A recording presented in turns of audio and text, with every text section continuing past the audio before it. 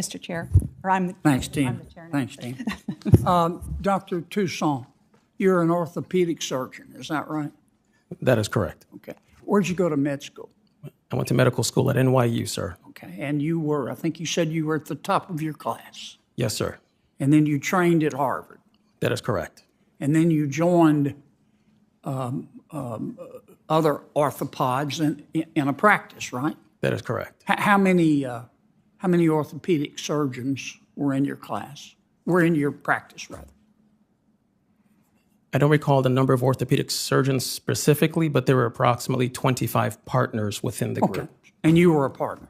Yes, sir. Okay. And a private equity company came in and said they wanted to buy you. Is that right? That is correct. And you and your partner sold, right? That is correct. And they paid you a bunch of money, right? They paid me some money, sir. That is correct. Yeah. How much did you walk away with? I walked away with nothing. No, when they bought your practice, you were a partner. You were paid, right? Right at that point, sir, I did not walk away, but I was. Well, I didn't strike the walk away. How much did you personally gain from the sale to the private equity group? I'm not allowed to disclose the details of the transaction, sir. Was it over? Why not? Because that is part of the transaction's restrictive agreement, sir. Was it over $1 million? I'm not allowed to say, sir. Was it over $2 million? I'm not allowed to say the It amount. was a lot of money, though, wasn't it? I do not believe it was worth my freedom, sir. But you did at the time. I did not, sir, Okay. Why'd you sign the agreement? because it was, for the lack of a better term, I was compelled to sign the agreement in order to fall in line with the group, sir. Here's why I think you signed the agreement, and I don't mean to offend you. It's okay. I've seen these kind of transactions before. This is going on all over the country. That is correct. I think the private equity group came in and offered you and your partners a huge sum of money in the millions. And I think you took it. And I think later you regretted it. And you wanted out of the deal. And I think that's violates the freedom of contract. And I will bet, no offense, doctor, but I will bet that you wouldn't be willing to give back the millions of dollars that you took away from the sale in order to get back your freedom to practice. Can I respond? Sure. If I may respond, thank you for the opportunity to respond to your question, sir. I have to say that, number one, I was not in favor of the sale. That's number one. And then number two, I have to disagree with your final statement without giving away any details. But I can say in my personal experience that is false, sir. Okay. You took the money, though, didn't you? The thing that I disagree with, sir, is whether or not I gave it back. Yeah, but did you take the money? I gave it back, sir. You gave back all the money that the private equity group paid you. As part of the Is that your testimony? as part of the settlement, I have to say that I had to buy out of the non-compete. Yeah, I don't want to play game stock, but Yes, sir. when the private equity guys came in and said, we want to buy you out, you might have disagreed with your partners, but it sounds like they outvoted you. That's correct. You could have left the practice then. You chose not to. You chose to take the money, did you not? If I chose to leave the practice, sir, I would have had to leave I understand. the state. I get that. But you took the money, did you not? Yes. Okay, thank you. Doctor, let's suppose that Elon Musk decided to leave Tesla. General Motors hired him away. Said, we'll pay you $50 billion a year because we, General Motors, are sucking wind. And they are. But if we sign you up, we want an employment contract, and we're going to show you all our intellectual property, and we're going to insist that you sign a non-compete agreement. Now, you got General Motors, you got Elon Musk, one of the wealthiest, if not the wealthiest, people in the world. Why should those two not be allowed to negotiate an employment contract, including a non-compete agreement? As I explained to Ms. Smith, I'm less worried about wage-suppressing effects of non-competes on very high-wage workers. Obviously, Elon Musk would be able to negotiate a non-compete with a new employer. Would you have any problem saying that's okay? There are other options for but GM. would you have a problem? I would have a deep problem with saying that's okay because what we're You're talking just against all non-competes. because of their effects on the economy, their effects on negative effects on workers, negative effects on consumers, and negative effects on the economy more broadly. I just don't think you're very objective. I don't think you're a very objective witness. It's been my experience that most of these issues, there are always two sides. And no offense, you're entitled to your opinion. I enjoyed listening to you, but I can tell from your breathless presentation that you just feel passionately about this, and I respect that, but I think you're kind of blinded by your ideology. That's just my point of view. But I thank you for being here. And I went way over. Give Tina more time. Because she stayed within her limits, and I went way over. And I got to go vote. All right. Mr. Director, good to see you. Same. Thanks for coming. I always enjoy your testimony. When I look for a common thread running throughout your testimony, and I look at your agency's behavior, one of the common threads I see is that, and I'm not going to ask you to comment on this, is that in your judgment, some companies in America are making too much money. Now, when you analyze their financial statements, do you not? Sure. Do you distinguish between revenue and earnings when you analyze a financial statement? Well, sure. We look at all things, and I would say that we What's don't the think of difference too much between money. revenue and earnings? Well, these are all used colloquially. Sometimes those are similar. In GAAP accounting, which is what most U.S. companies use. Don't tell me about GAAP. Just tell me your understanding of the difference between revenue and earnings. Well, I can share with you revenue and net income. So those are the two factors that when you say are on financial statements. Earnings is another word for net income. Well, earnings can be used for many different things, but in generally accepted accounting principles, net income is what all of our banks are really using. Okay. Well, revenue is before expenses, and earnings, net income, is after expenses. Is that No, I think like when people go to work, they say, my earnings were this. I mean, that's their salary. So I think we tend to look No, at I'm not accounting talking. definitions. They may say that, but when you analyze a financial statement, you look at expenses, don't you? You don't just equate revenue with earnings, do you? Oh, totally. And I think your Okay, suggestion that we think companies are too profitable, we think about competition. I understand. What are the options people have Here's in order what to... Here's what is confusing me. We all know, unless you were playing Frisbee in the quad during Econ 101 or Accounting 101, there's a difference between revenue and earnings. I want to ask about the way you're funded. I looked at Congress's statute. I'm looking for it here. It says, here's how you're funded. And you just won your lawsuit in the Supreme Court.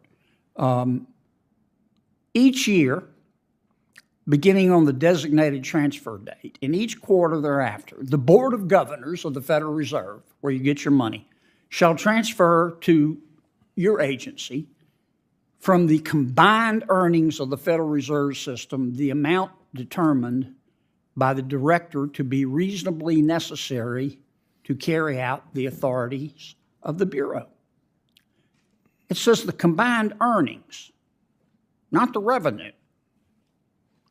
Now, for the longest time, the Federal Reserve was earning money, but that stopped in September of 2022? Now, they are losing money. They don't have any earnings. They're no longer transferring earnings to the general fund. And the Supreme Court based its decision on saying that this funding scheme is constitutional under the Appropriations Clause by saying that these earnings would go to the general fund from the Federal Reserve, so getting them directly from the general fund is no big deal. How are you entitled to any money right now? The Federal Reserve doesn't have any earnings. Well, we've heard of this theory. I think it's one of the latest It's not a ones that's theory. being It's a pushed. congressional Well, statute. I think there's you raise the difference between revenue and net income. There are other places throughout our laws. I can tell you we've looked at this issue. We do believe wholeheartedly everyone is complying with the statute. I know you believe that, but if you look at I'm aware with what you said, if you revenue read, and net if you income. read the, if I could just finish my question. Sure. If you read the opinion, and I did, and you read the statute, it says here, bigger than Dallas, you can only get your money from the Federal Reserve out of earnings. Now, the Federal Reserve has not had any earnings since September of 2022. Isn't that correct? No, that's not correct. Sure, it's From correct. a net income All perspective, you have to do is you're go- right. is go- But they've go- generated is lots go of ask fees OMB. and income. And I appreciate what you're saying. I'm happy to discuss this with you, but I think we've looked at this. My point is, every penny you've gotten under this congressional I don't think statute, Congress wanted every the penny CFPB to be that you suddenly have gotten, if I could defunded. finish my thought. Sure. I know you don't like to hear this, but the law is the law. You've been operating illegally. No, that's not true, sir. Yes, you have. There have been no earnings. Doesn't this put in jeopardy every one of your rules? We've heard this and theory every before, one and I'm of happy to and discuss it. well, you're going to hear it again because it's the law. We didn't say revenue in the statute. We said earnings. How can you possibly argue that the Federal Reserve has had earnings? They're losing money. I'm happy to discuss this with you, but we have looked at this theory before. I know you have, but Yeah. I'm over. I'm sorry. Tell me why you're mad at Chase Bank. You're not that sorry, Senator Kennedy, but go ahead. You're mad at PayPal and Chase Bank. Can you tell me real quickly before Sharon cuts me off why you're mad I now think at PayPal and Chase the Bank? concern is that we have seen an incident at PayPal where there was an attempt to censor people based on their speech. We've also seen that those companies are now going to be offering reportedly advertising based on your individual transaction data. I feel some of this is something we all need to figure out Are together. you going to punish every company that has censored people's speech? No, I I do think I applaud that part. Oh, I think But do censorship you have is to a big approve? problem. Senator Kennedy, You have to time's approve the expired. speech Senator- first? No, I Time's think we should. expired. I think we're on the same page. I'm over. I'm sorry. Thanks for your indulgence, Mr. Chairman. Thank you, Mr. Chairman. Ms. Romero, I know you've read the Cleary-Gottlieb report. Is that correct? Yes, Senator. I watched a lot of powerful people in this town try to cover it up. They said, oh, it's bad, but don't worry. The FDIC chairman will fix it. This was the same FDIC chairman who had been at the agency since God was a corporal and under whom all this stuff happened. And fortunately, that point of view didn't prevail. Here's the way I read the report. 97 people at that agency reported 145 separate incidents of sexual assaults. 91 others reported 141 separate incidents of gender or sexuality-based discrimination. 187 people reported 320 separate incidents of verbal abuse. over 500 people, about 10% of the people at the agency, came forward about discrimination, harassment, mistreatment they faced at the FDIC. Now, I listened to you say all the right words. And you talked about accountability. And you talked about refurbishing the tarnished reputation of the agency. And you talked about listening. And I appreciate all that. But the phrase that got my attention was, send a clear message that this won't be tolerated. If you want to do that, what you need to do before you do your listening tours or all that other stuff, you need to investigate every one of these allegations, every single one, and find out if they're true. And if they are true, then somebody ought to be, the person who's responsible should be fired, should be sued, and or should be prosecuted. And then you'll have a cleaner agency. Now, I don't have any questions. You're either going to do it or you're not. But I think a lot of the members of the committee agree with me. We're going to be watching. Every time the FDIC comes before the banking committee, as long as I'm on it, I'm going to ask you about progress with specificity. Ms. Crenshaw, this climate risk disclosure rule that you're so proud of, how much is that going to cost the companies that you regulate? Senator, on a per issuer basis over 10 years, I think the economic analysis was roughly $250,000 to $750,000 on a per issuer basis over 10 years. What's the total cost, please? I don't know the total cost. You have no idea? Well, it's going to depend very much on the individual issuer. So you impose this rule on every single entity that you regulate and you don't know the total cost? Well, Senator, it depends on the individual issuer. We put in place... You don't know the total cost? It's going to depend on the individual issuer. You don't know, do you?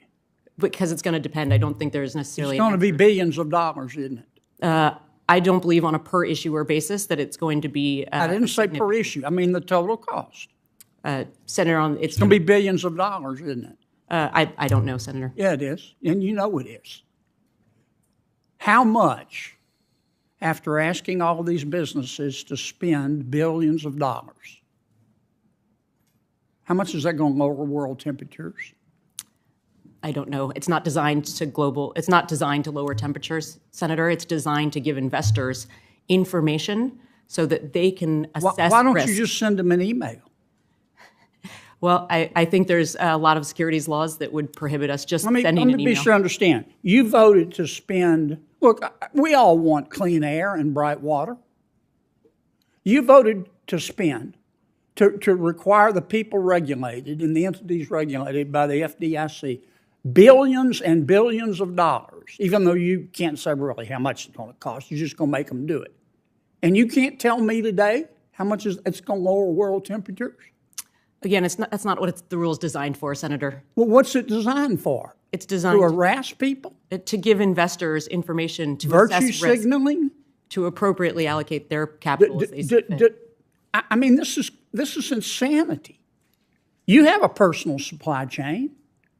Suppose we passed a law that said periodically you've got to report personally the carbon emissions of the people who make all the clothes you buy. You buy clothes, don't you? I do, Senator. And the car you drive, and the house you live in, and the food you eat. How much do you think that would cost? We carved out all of the smaller entities, EGCs, SRCs, from the final rule to ensure that... If you think everybody ought to report, why don't you make this rule applicable to everybody at the SEC personally and see how they like it? Again, we carved out the smallest, we took into account the comment file, and we tried Tell me to again how appropriately much this balance is it. going to lower world temperatures? I don't know if I remember asking. I think you know the answer to that, Senator Kennedy. Thank you. Zero. Your time has expired. Senator Cortez Masto's recognized. Mr. Rosen, NVIDIA makes probably the most advanced artificial intelligence chips, does it not? NVIDIA does produce advanced chips, yes, Senator. And those chips are highly coveted because they can perform the massive computations needed to train AI systems, don't they? I believe so, yes, Senator. Yeah. And we have export controls on those chips, do we not? We do, and that's a process led by my colleague, Ms. Kendler. And we prohibit those chips from being sold to China. Is that correct? I don't know exactly what chips are prohibited, defer to Ms. Kendler, but I know there are controls on the export. You don't know whether the advanced NVIDIA artificial intelligence chips are prohibited from being sold to China? So, Senator, my understanding is that they are, but that is export controls. It lies with my colleague at the Department of Commerce. So how come we're selling them? We're allowing them to be sold to China? Senator, I would respectfully defer. I don't oversee export controls. I oversee inbound investment into the United States. Well, you control investment security, don't you? I do, and as All right, let me ask Ms. Kendler. How come we're allowing them to be sold to China? Senator, our advanced computing controls from last October and the October before, they're absolutely targeted at the most advanced chips, as you noted.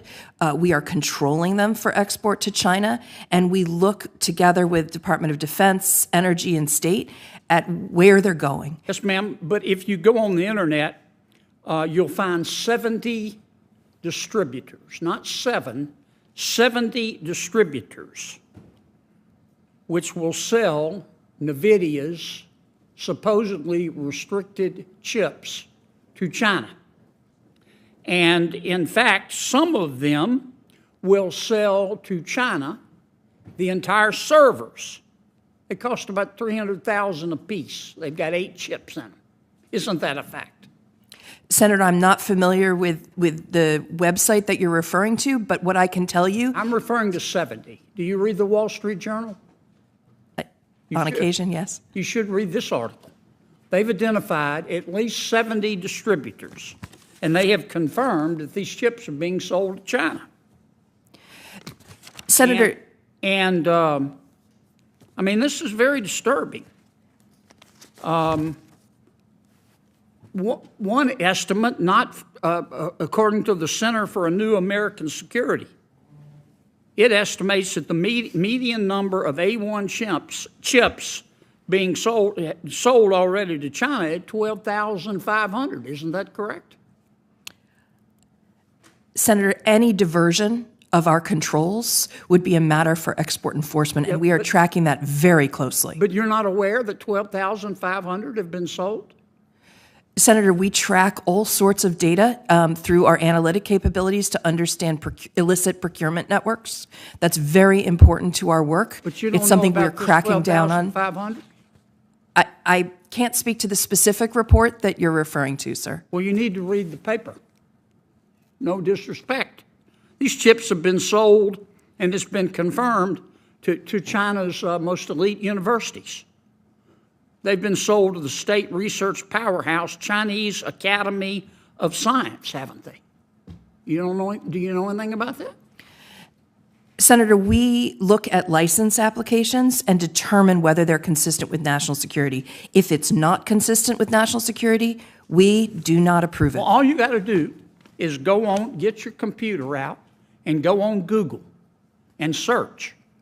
And you'll find 70 distributors that are selling these restricted chips that you're not shutting down.